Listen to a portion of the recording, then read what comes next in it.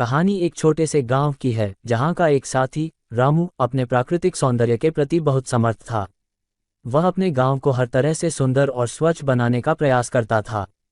लेकिन एक दिन एक अनजाने हादसे ने उसे उसके सबसे बड़े दुश्मन के सामने ले आया, प्रदूषण। रामू के गांव में प्लास्टिक के प्रदूषण ने धीरे धीरे बढ़ता था।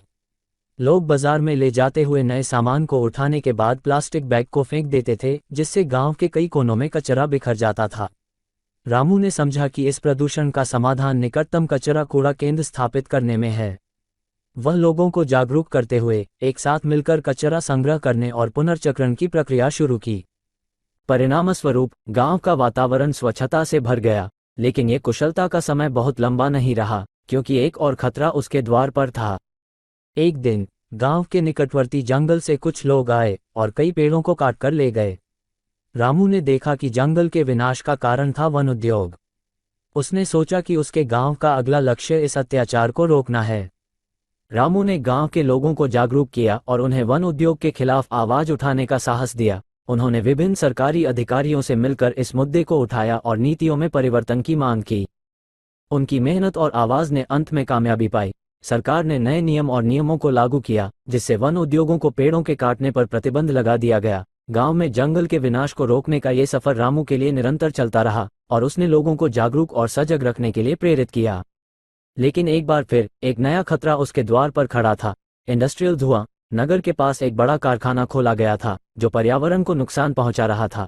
रामू ने इसे देखकर चौंक गया। उसने समझा कि अब उसे इस नए खतरे का सामना करना होगा। वह फिर से लोगों को एकत्रित करके साथ में काम करने की अपील की। रामू ने इस नए खतरे के खिलाफ लड़ाई में उन्हें आगे आने के लिए प्रेरित किया। उन्होंने स्थानीय प्रशासन के साथ मिलकर कारखाने को निगरानी करने के लिए प्रयास किया और सुनिश्चित किया कि यह पर्यावरण को किसी भी रूप में हानि नहीं पहुंचा रहा है। रामू की यह नई लड़ाई भी सफलता के साथ समाप्त हुई। कारखाना समाज के साथ मिलकर काम करने के नियमों को पालन करने लगा और पर्यावरण को किसी भी तरह की क्षति नहीं पहुंचाने के लिए उन्होंने सख्ती से काम किया। इस प्रकार रामू ने अपने गांव को प्रदूषण के खिलाफ लड़ाई में साथ लेने की प्रेरणा दी और एक सुरक्षित, स्वच्छ और हरित भविष्य की ओर प्रेरित किया।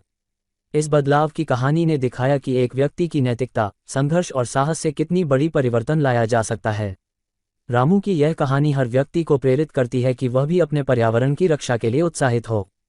कहानी अगर अच्छा लगे तो कृपया हमारे YouTube चैनल को शेयर, लाइक और सब्सक्राइब करें। आपका समर्थन हमारे लिए अत्यंत महत्वपूर्ण है और इससे हमें नई और उत्तम सामग्री बनाने का प्रेरणा मिलता है। इससे आप हमें और अधिक से अधिक लोगों तक पहुंचाने में मदद करते हैं, जो हमारे संदेश और विचारों को साझा करने में मदद करता है। हम आपके सहयोग की प्रतीक्षा करते हैं और हमें आशा है कि आप हमें सपोर्ट करेंगे। धन्यवाद।